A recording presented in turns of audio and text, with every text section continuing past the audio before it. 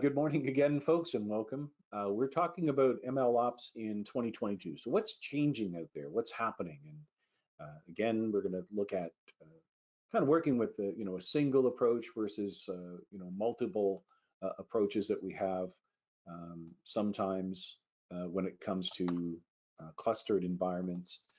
Um, Came off just a session on big data and optimization a few minutes ago. So welcome again if you were in that session, and in this session, great to have you around.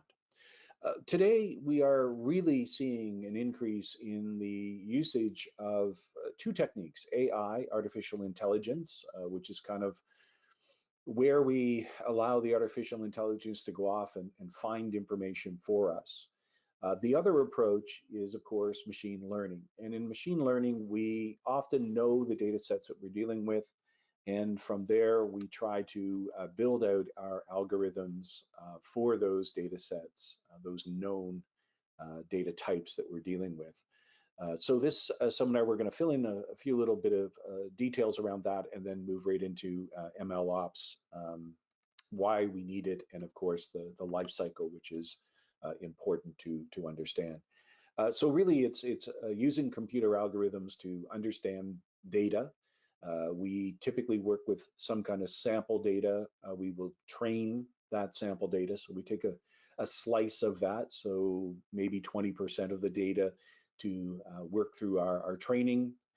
We then take another slice for testing. Once we're assured that the model that we are creating to look inside of the data and produce some kind of, it could be a visualization or it could be other information that we're trying to present, that prediction is correct, right? That's really what we're looking for here with the software. And there's many tools out there. We'll take a look at a few of them shortly.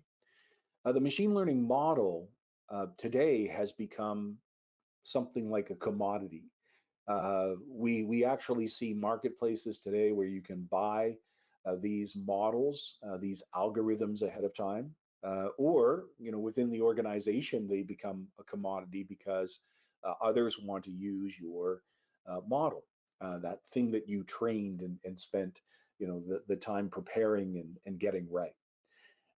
The idea behind the model itself is simply to give us insight to something within the organization.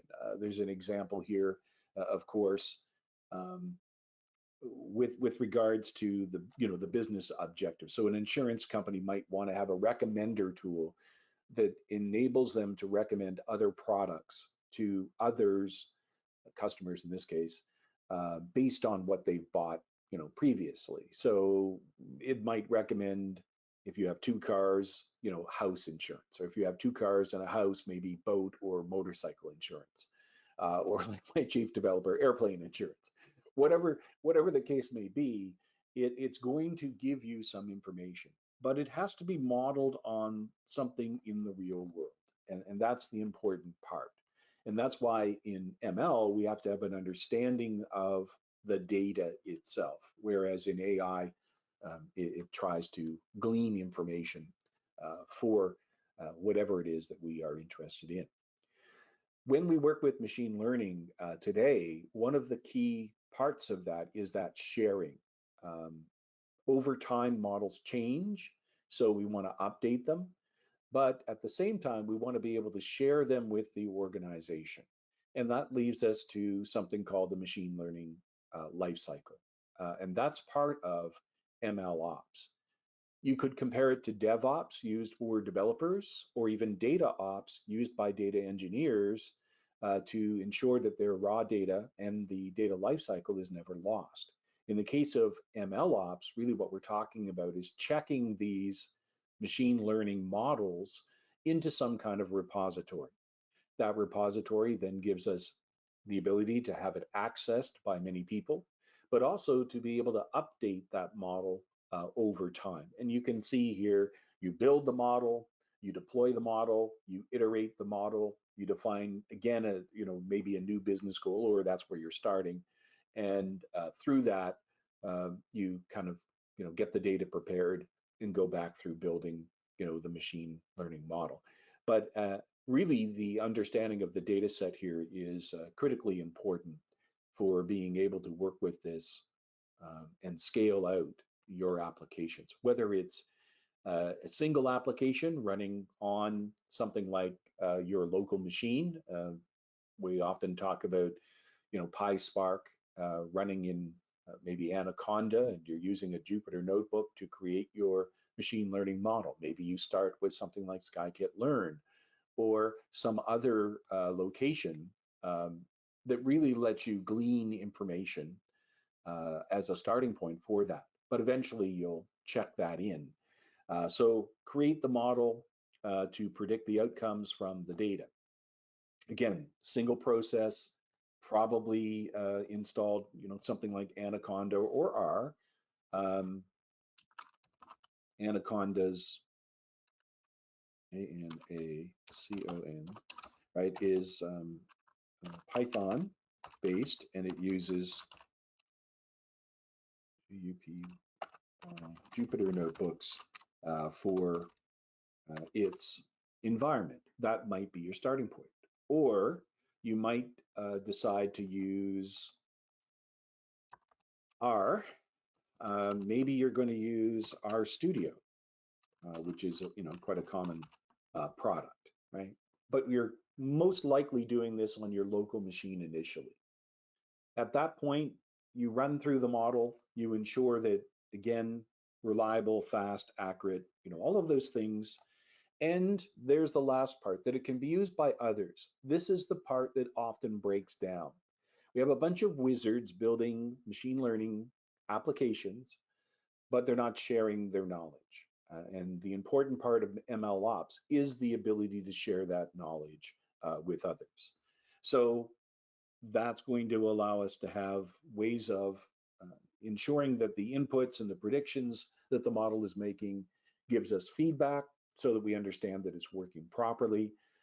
Over time, the model's going to evolve, as we said, and at that point, we have to apply additional things.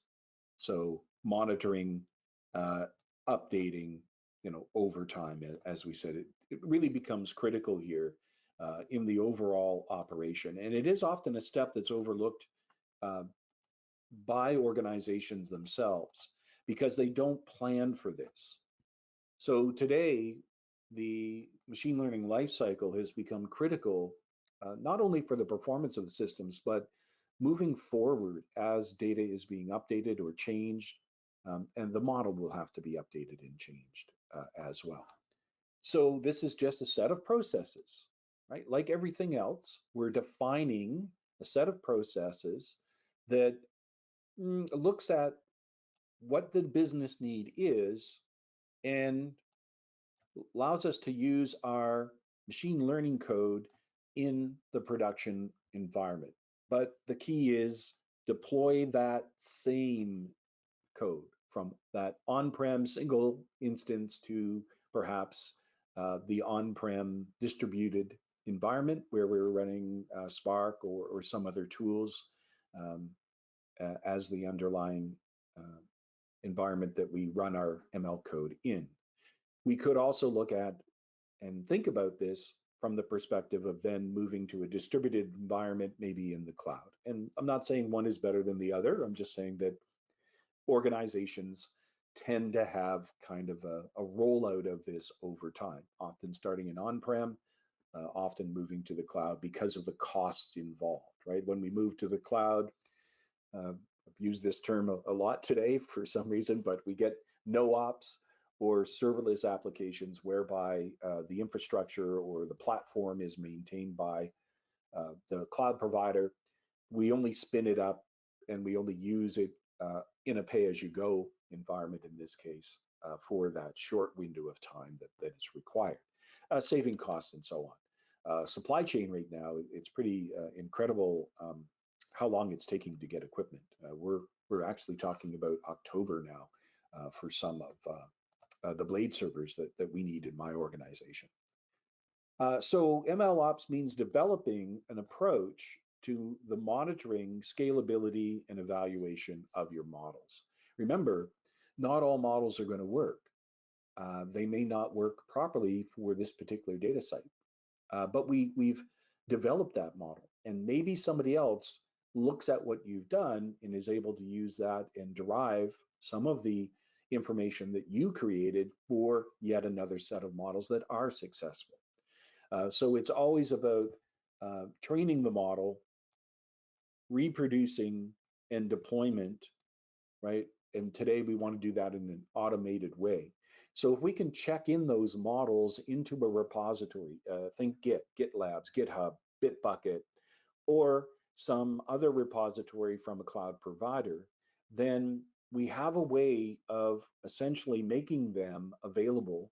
And then when somebody needs to work with it, it's simply a matter of going and bringing that model forward to their organization. Today in the cloud, we have lots of tools for doing so. This is just an example of SageMaker. SageMaker, of course, allows us to create our notebooks. Our notebook is where we're going to run our ML code. However, we don't necessarily need to do that every time, because if we've trained the model, then the algorithms will be available to us from here, or we could buy algorithms today. It's quite common as a commodity to buy those. We also could do our own hyper tuning, meaning that we can provide the parameters that are specific to that application. So we make a new generic model that allows for those parameters to be passed, much like we do with functions, to tune that model in real time. So tools like this are certainly giving us that capability. If we went over and looked at the machine learning environment here in Azure, we could create a workspace for our environment. Inside of that workspace, you'll notice some of the things that are set here, like resource groups. You'll notice the workspace name, where we're going to run it. Again, this is going to run in different regions around the world, depending on where we want and have the data. Remember that there are regulatory requirements around that we want to be cautious about. We don't want to be fined like Google and Amazon for moving data out of the European Union into North America to the tune of about $200 million. We have, of course, it's a storage account where we're going to store the algorithms that we write. We can have a key vault so that only our organization is able to access that. All kinds of things like this set up. And you'll notice down here at the bottom, container registry. So we can actually have a container registry for registering our MLOps. In the case of Google, very, very similar. Instead of using resource groups, in Google, we tend to use projects. So the project then would have assignment of individuals and the resources that are associated with it, similar to the resource groups in Azure. And we could start working with maybe a BigQuery, which would allow us to work with large data sets.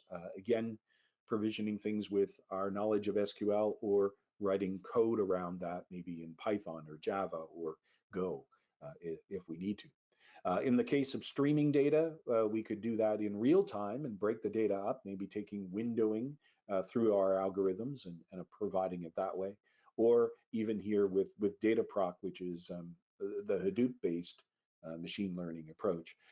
Google also has some preset pipelines that you can take advantage of. So you'll see that there's pipelines in here in genomes and other pipelines. And same thing here in healthcare. There's actually a marketplace around healthcare products. But essentially, you create a project and then you set up your application to run in that environment as far as machine learning is concerned. So those are just some examples of the more online aspects that we see today, so that we can take advantage of again that successful model. Remember, the successful model is going to allow us to either reposition or repurpose them, which gives added value to the organization. Of course, saves our people time as they go out to deploy those applications. In this case, the machine learning aspects. Here's a visualization of machine learning ops, and you'll notice that we've got the word dev in there. As I said, it does flow very similar to what we would do in the DevOps environment if we were programmers or developers. We would check our code in, maybe using something like Jenkins or some other package. We could do that with ML as well today. There's lots of tools around that, which I'll talk about momentarily. We've got the data and the model being built. Maybe, again, that's done on-prem, maybe on a laptop or desktop, and then deployed on-prem to a distributed environment where the data exists, or maybe it's going to the cloud. Whatever it is, we're going to, of course, make sure that it works first and then package it so that we can release it and monitor it at the full-scale production environment level that we need to run these at in order to do, high-scale calculations and return information. This is a really good slide on that process that gets undertaken. Not really going to go through all of the touch points here, but just to say that there is generally a business use case, and there's data that is derived for that business use case. That data may be a combination of perhaps SQL and also a data lake, maybe like Snowflake today, which is a quite common product out there. We're not forgetting, RDB, RDBMS, NoSQL combinations here. That's pretty common when it comes to that. We then decide to figure out the features. That's part of the data engineering side of things, where the data engineer will prepare the data for us. They may do some model training in order to validate some of the data that they've worked with. Again, that's up to that process. However, we often see at this layer a combination of data engineering and data scientists. We are still shy, almost 50,000 individuals, about 20,000 as data engineers and about 31,000 as of this month for data science jobs across the United States alone. In Canada, it's around 25,000 in total jobs that are available in these areas right now. The idea, though, is with MLOps, we start to save information, right? We start to save information. And this is really where MLOps comes in. As all of the other stuff is going on, we are ensuring that that data gets saved. The whole idea here is the process, but the important part is the saving and reuse of those models within the organization. Right. So again, I'll provide these slides. If you haven't downloaded them already, I will provide my slides at the end with my marked up notes. We know that process involves some kind of exploratory data analysis, typically done by the data scientists today, sometimes done by data analysts, just because we don't have enough data scientists, sometimes, as I said, done by data engineers. But this generally involves operations at scale to clean the data, provide some kind of hypothesis or hypotheses that we make about the features and pulling out those features, right? We're always looking at how can we do this better, whether it's using big data systems like Hadoop and Spark or others. There's lots of other choices there, or whether it's looking at our relational database management systems, where we've got our, perhaps our data warehouse as part of that solution. Often today we see things like data marts, which are the combination of the real-time transactional data, the OLTP, and our OLAP data coming from our data warehouse and getting insight into that. I've done a couple of major projects with the IRS, in particular down in the US, for that reason, right? Here in CRA as well in Canada. So the processes really take you through model development. We mentioned training and testing.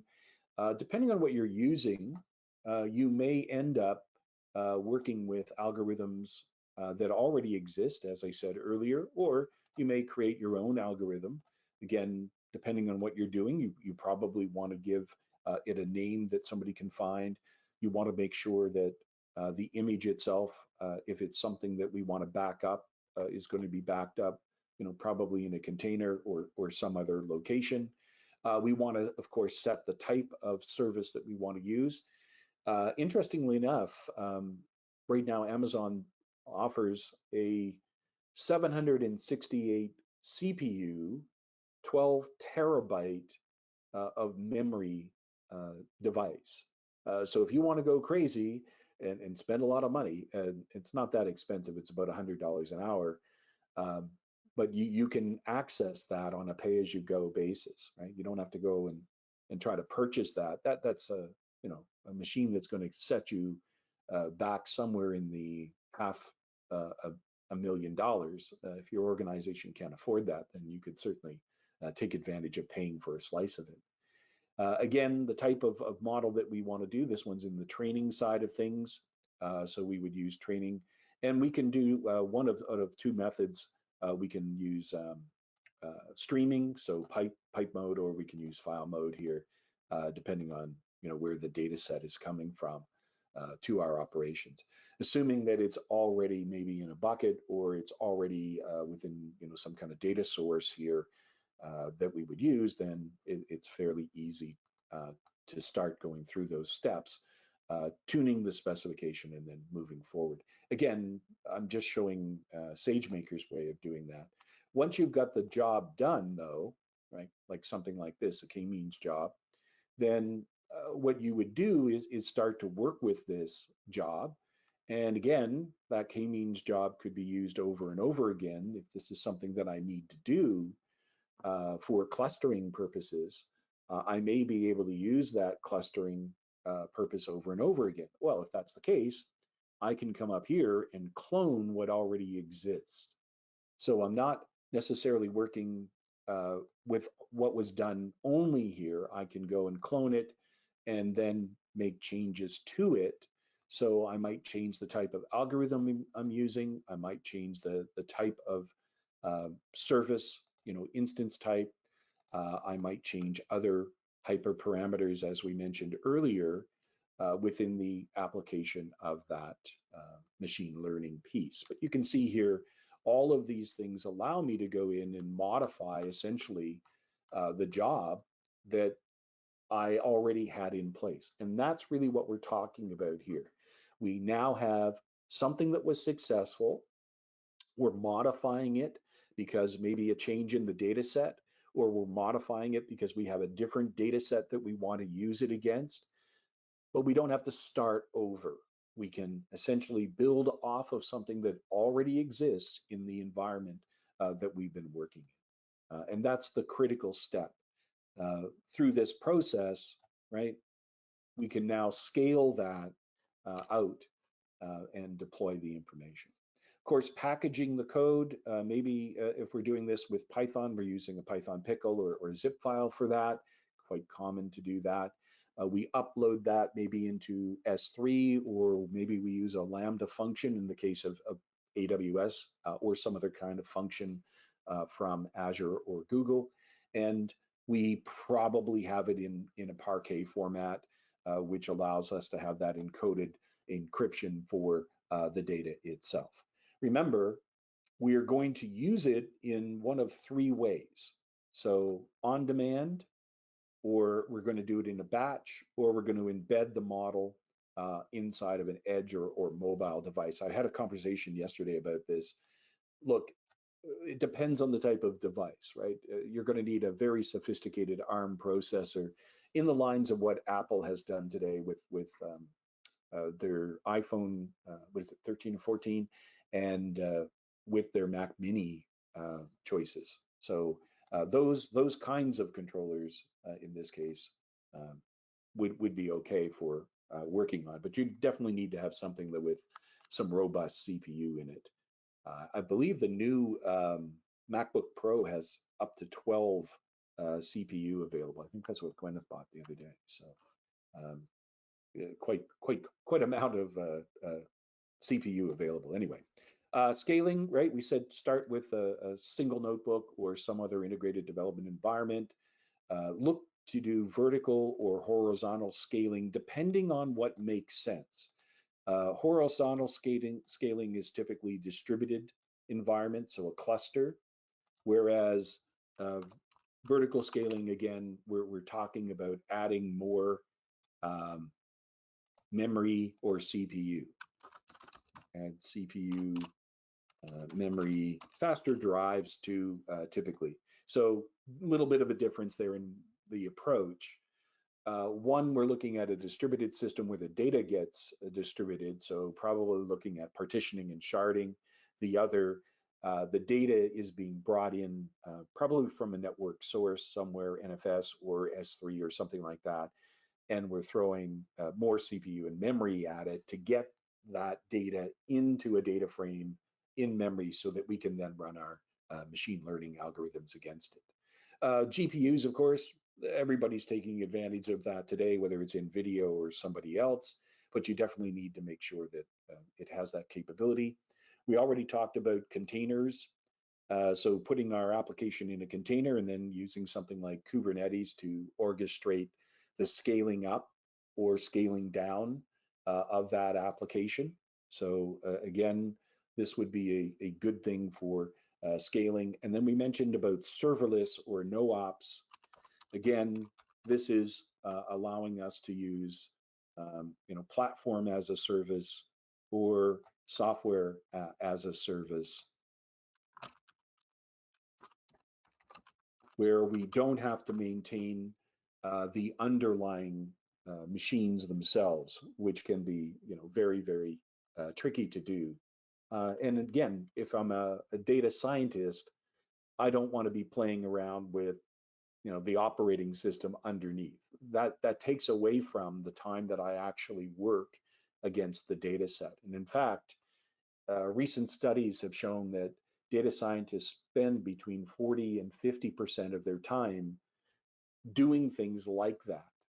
We're getting the environment set up, preparing things for their actual operation, and they only spend maybe about 30% of their time actually doing something with the data. This is detrimental to obviously successful operations, and we need to find better ways of doing that. I'm going to share with you something that's really cool. A gentleman by the name of Kelvin has put together what I think is a really good piece of information for you. This is called Awesome MLOps, and it's kind of a resource of all of the things that you would need to think about building out your applications. Things like Auto ML today. This is just automating the machine learning, as we said earlier. CI/CD processing. So again, checking that ML in to some kind of repository. Could be online, could be on-prem. It doesn't really matter. And then other mechanisms here. So do take a look at this. There's a great breakdown of the different tools around these areas. So if you're looking for specific tools in Auto ML, if you're looking for specific tools around cron jobs or data cataloging, you can see data management here. Delta Lake, of course, is the one from Databricks. There's a few others here that are mentioned. So this is by far one of the best sites I've seen recently that's collecting information for you. It allows you to, of course, go in and find that information based on, again, the information that he's sharing, but also shares books and articles here as well for you. A lot of you know that my other favorite site is Towards Data Science. So for those of you that perhaps have not gone to this site before, I would highly recommend Towards Data Science. It's a collection of articles around these subjects, including machine learning and AI. So do take a look. You can search for your particular topic here that you might be interested in. So I hope that those two resources are useful to you as you continue through and you look at some of these ideas behind processing and scaling of the actual MLOps. We rely on lots of data when it comes to MLOps, and this is one of the problems that we get into quite commonly. Is it's hard for us to track that data within the organization. This morning, I was talking about two areas that are used for this today. In the other lecture, data governance and MDM. master data management. Those two areas are very, very important today for tracking data within the organization, and they still need to be applied, whether it is me working on my own laptop or my own desktop running algorithms, or if I'm moving to some environment like the cloud. In fact, it's even critical in the cloud, especially for organizations that are doing cloud data first or cloud first data operations, because they tend to get all kinds of duplicate data and disparate data sets very quickly. It becomes kind of the wild, wild west. So applying some kind of master data management along with data governance is very, very critical to these organizations. I've dealt with some insurance and financial industry applications around this, and without that, I will certainly tell you that it gets very overwhelming for the individuals in the organization, typically the data engineers, because they're told to this is the BI folks or the BA folks saying this is what we need, and they start trying to find the data and it's all over the place. That again takes away from the time that they have to prepare other data sets and so on, and that just leads to a whole bunch of mess within an organization of factors that create instead of making it easier, it certainly makes it harder for the organization to move ahead. Again, track parameters. We just mentioned about hyperparameters. Those are the ones that are used. You'll notice in the clone job, when I brought that up, it immediately showed me the hyperparameters that were already being used here. But it also allows me to then go in and set additional hyperparameters that I may want to use within my application. So this is a kind of a nice tool for tracking that in itself. And since we're checking that in to our repository, in this case, saving the model will do that, then we have that capability of going back and tweaking those things quicker. So again, tweaking an important part of this. Of course, small changes, as we know, can lead to enormous differences. Small changes in the data over time in particular can cause the data to become unstable or unusable. So we want to make sure that we're always working with good data. And of course, tracking the model features is important. This will, of course, lead to better accuracy. So again, that's why we need something like MLOps here in this environment to make it successful. When it comes to that, we break it down into different areas. So monitoring the deployed software or app, absolutely important. If we can use tools, as we saw a moment ago, like SageMaker, where we are, tracking our training jobs in a tool, it's going to be a lot easier to do that. Again, this is not the only way to do it. If we're using some kind of CI/CD process like Git or CML or something like that,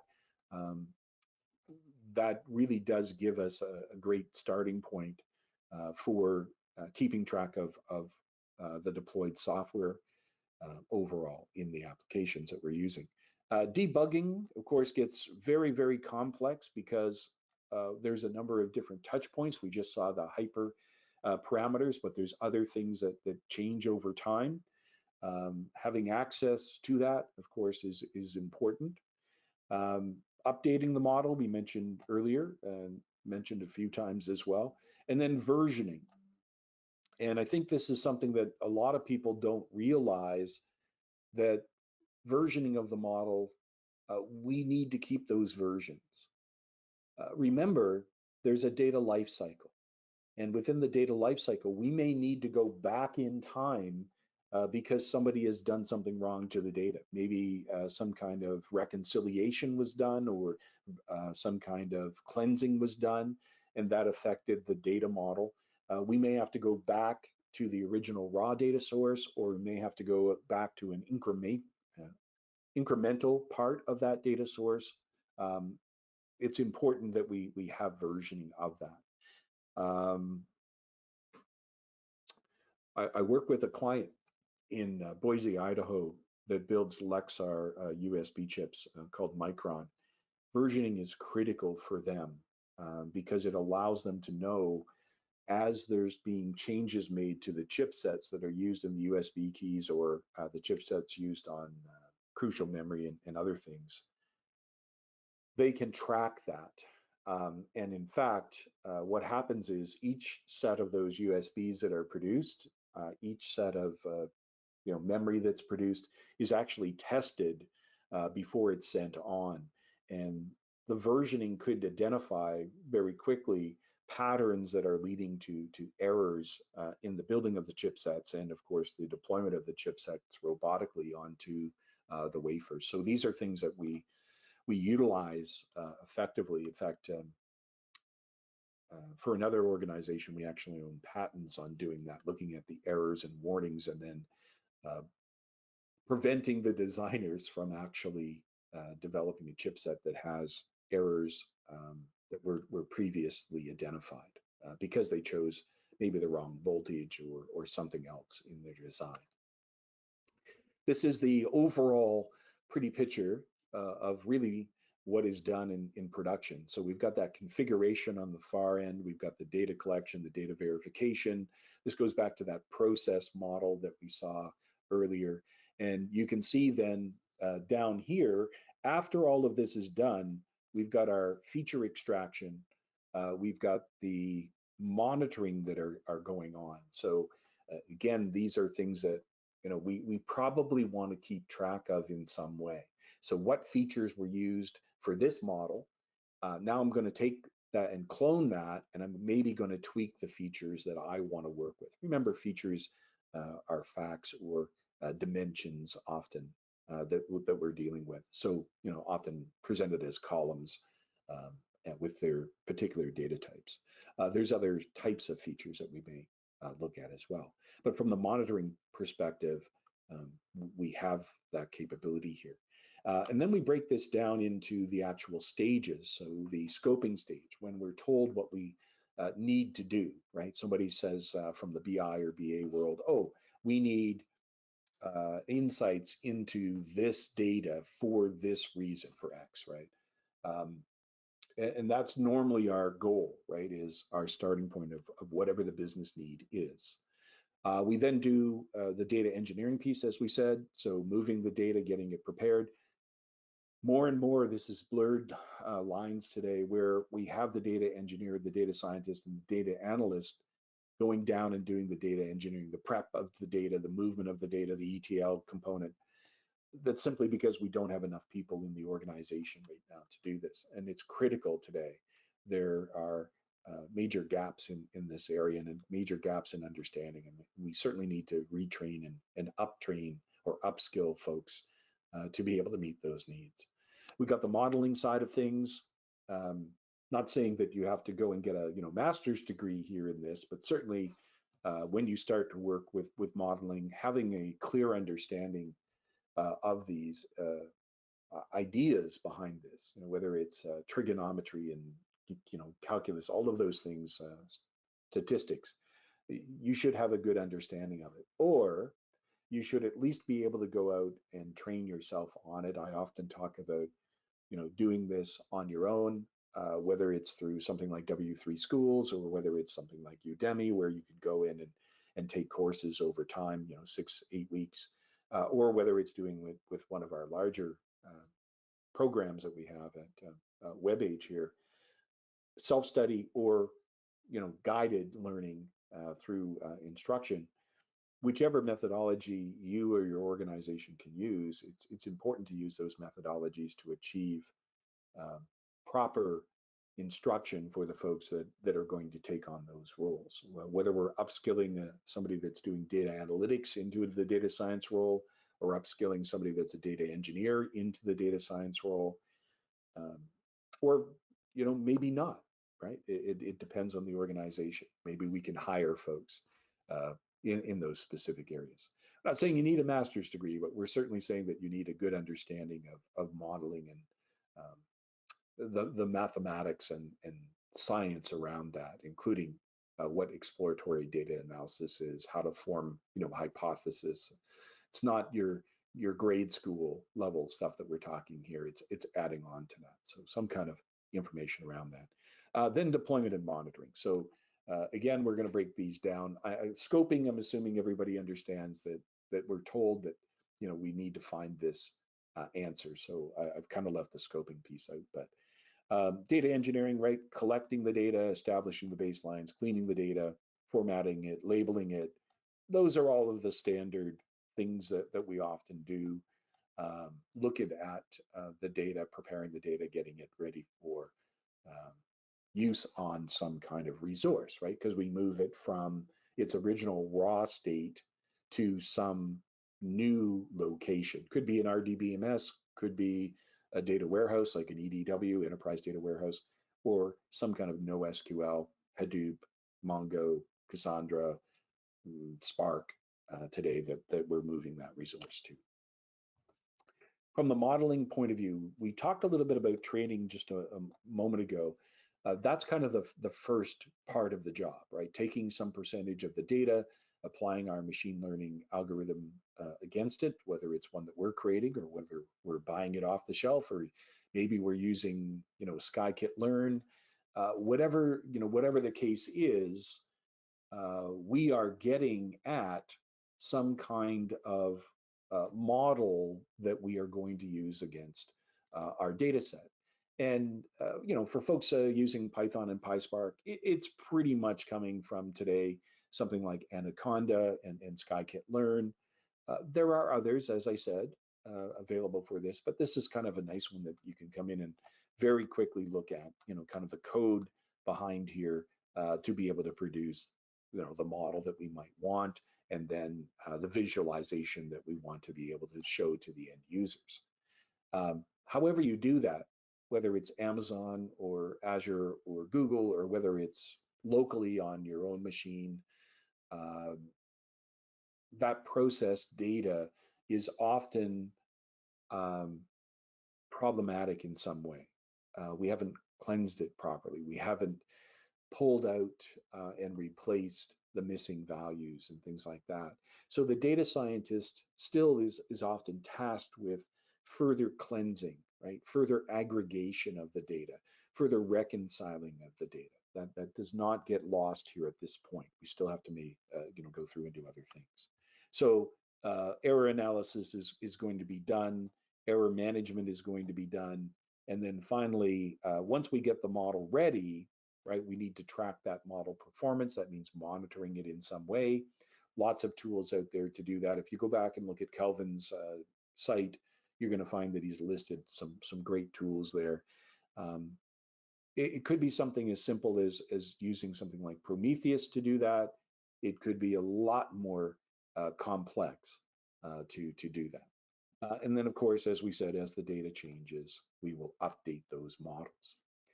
Deployment means packaging the model. I mentioned earlier, if we're doing something like this with edge devices or cloud devices, maybe we're exposing things via an API server, right, in the cloud. If it's on-prem, maybe we're just uploading our zip file or our pickle file, or if it's Java, our jar file, and we're making it available, right? We may be using, as we said, Docker containers. It's quite common today to create the container environment, as we said, because this allows us to scale the environment as needed. And in particular, all of our cloud providers, but on-prem as well, with VMs from packages like using VMware for scaling could be done as well. We could use Terraform for that. To scale the resources and set them up. We have a lot of choices here, in other words. And of course, deployed on a serverless cloud platform, we've got folks that are using everything from AWS Lambda functions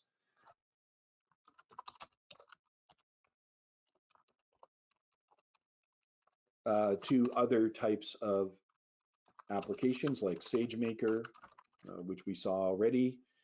We've got Azure, where we have Azure ML, and we've got Google. We mentioned, let's say Dataproc because that's the Hadoop version, but we also have data flow if we want to use streaming data through Spark. There's others as well, but some kind of operation that we're working on with the data. We may even have to deploy it to a mobile app and grab that information back from that ARM processor. From the analysis side, there's many tools that are used here. Remember, we're looking at answers. Model drifting is a big one. Model drifting over time, of course, is problematic, and that probably means that the model needs to be updated. The last one, this takes me back to a longer course I was teaching a few weeks ago, where we actually had a discussion about overfitting and underfitting data in a project that was presented by one of the folks in the classes, Jordan. So we really have to understand the data and how we can tweak it.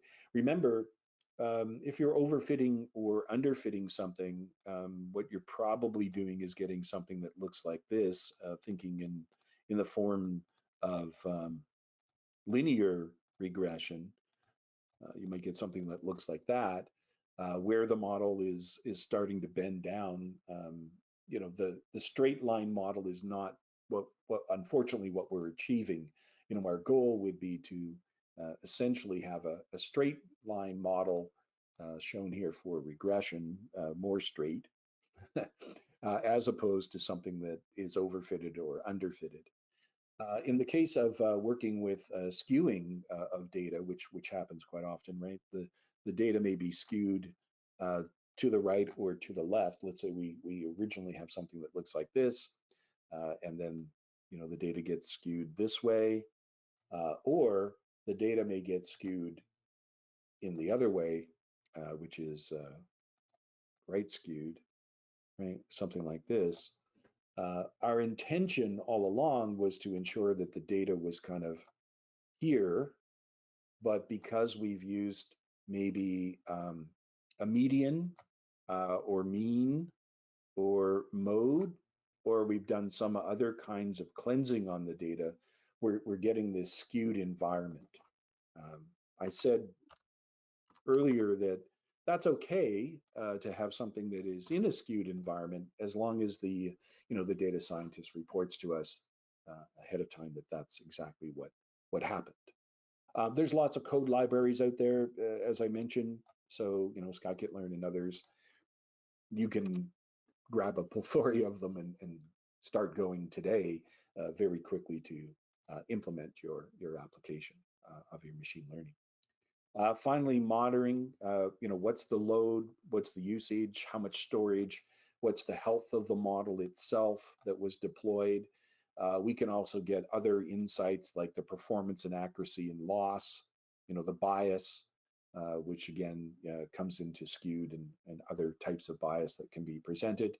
And of course, the data drift, because over time the data is changing, the model is not as accurate as it was before.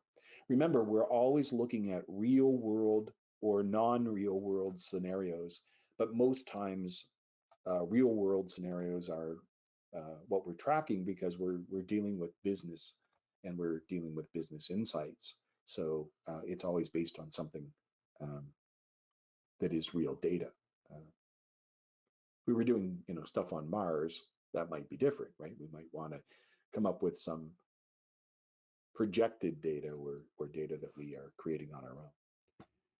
Here, the idea is to deploy the model, the system, of course, monitoring it. And I mentioned Prometheus and other things. There's lots of ways of collecting model logging, user access log, prediction logs, and things like that. Remember, we're trying to maintain the model. Graylog is a great one for doing this. Elastic Stack, which is a combination of 3 pieces, typically, Elasticsearch, some kind of Kibana or some other type of tool, and maybe Logstash. And then, of course, Fluentd Fluentd is going to be more appropriate for doing something where we have Docker containers and things like that, because this will run as an agent.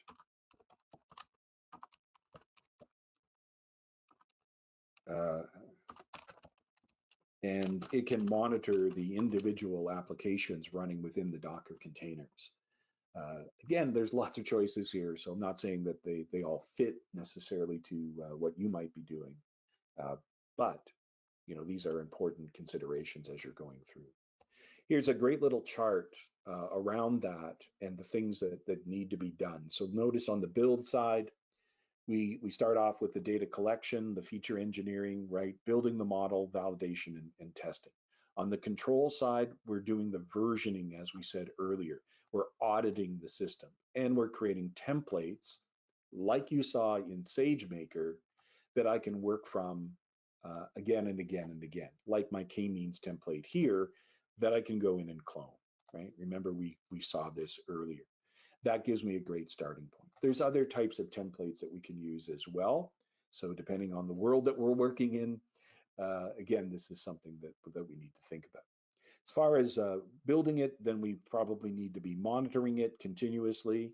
The feedback loops, of course, are going to let us know how it's working. The metrics and our ROI, pardon me, return on investment will let us know kind of what's going on. And then over time, right, we redeploy, we automate that process. Those are keywords that we want to take away from kind of this idea of training today. Auto ML is where we're headed with everything today, and there's lots of features around that that we're going to need to take advantage of in the very near future, simply because the amount of data that we're dealing with and the amount of systems out there, are becoming more and more um, featured full or feature rich. I want to take you over to Neptune. This is one of the AI tools out there, because I really didn't talk about AI yet, and I do want to do that before we finish out kind of the day here. Oh, I didn't put my towards data science in. So this is the Neptune one. Again, when it comes to ML workflows and so on, the lineage of that, Neptune allows you to do that. Unfortunately, I didn't have a chance to download this ahead of time, but you can see we've got some data samples here. We then go through and create our Python application. Then we start to train the model. We get the model trained. We looked at the projections of what it's telling us. This is about sales of different types of clothes, and hopefully it's going to give us an opportunity to understand that better. There's lots of opportunities out there for using tools like Neptune and others. So again, Neptune just happens to be one of them. MLflow is a tool that we use in my world. Apache Airflow is also another tool that's quite common in this area. This is actually from a Canadian company, MLflow, out of Toronto. Really like it. Again, it allows me to keep that management of my machine learning lifecycle, checking things in, maintaining it. Again, on-prem here as opposed to cloud-based. We already saw the cloud-based system, so I often get asked about these ones. Comet's another one that you'll see out there for tracking, comparing, explaining, optimizing your models. So again, want to give you resources that you can go and look up on your own and see. So that's what I'm always about here when we're doing training, and I hope you find that is useful for you. If you want to play or experiment with Neptune, they actually have an online tool that you can play with, much like Databricks has tools for working with Spark. You can do the same thing here. And of course, metadata, charting, monitoring, right? Source code, artifacts, which of course are changes over time to our ML model. All of those are part of the system that's available there. So what are some of the benefits? Better management, right, of the data sets, debugging, monitoring, updating. use tracking, reusability, reusability, reusability. Uh, that's really what we're talking about here. That's the big benefit of MLOps. Where's this headed? Well, we break it down into a couple of areas. Productivity, self-service environments are becoming more and more prevalent for our data engineers and data scientists. We just saw one, Neptune. We saw earlier ones with SageMaker and so on in the cloud-based environments. Repeatability, so automating that process. We can do that through scripting. Maybe we create something with a CDK toolkit that moves data from our on-prem system to the cloud in TypeScript or Python or some other language. Automating that process for the data engineer will speed up the ability of the data engineer to then work with the feature sets, create all of those pieces that are so important to us in understanding. Deployability, right? ML deployment operations, that's our ML ops, just not throwing it over the wall. We want to have it checked out on the dev side before we apply it to the ops side. So CI/CD best practices here, quality, consistency of the data. Auditability, right? Versioning, we talked about that earlier, but also looking at who's using the model and how they're using it over time is important. And of course, the quality of that, tracking the changes, knowing the biases, as I said, very, very important going forward. Where's this all headed? Well, there's more and more organizations today that are providing enterprise customers with solutions. And there is a new marketplace already out there for this kind of organization. And we've seen some of that. I mentioned to you in SageMaker that we can go out to the AWS marketplace and we can get model packages, we can get algorithms. There's all kinds of things now available. This is not the only organization that's doing that. We could also go to Databricks. We could go to Azure. We could go to Google. We could go to somebody within our own organization as well that probably has packages that are available. So now we can make our own packages available within the organization. All right. I hope that that gave you some insight into what MLOps is today, whether we're working on-prem with pandas or R, and then translating that to movement to the cloud. That really was the intention of the presentation. As I promised, I will now upload my marked up notes here so that you have them. That's these. So please feel free to download that. I hope you were able to gather some information. I highly recommend that you go off and look at Kelvin's information here. Very excellent source for all kinds of things that we discussed here in our very short time frame of an hour. And I want to thank you all for coming out for the training. I'll open the floor, see if there's any questions. Welcome back, Corey. I just realized you said that you had come to this session as well. So welcome back, Amanda and Andrew. Nice to see you again. Any questions around the materials? As I always do, I'll put my email here, so please feel free to reach out if you have additional questions around the subject matter.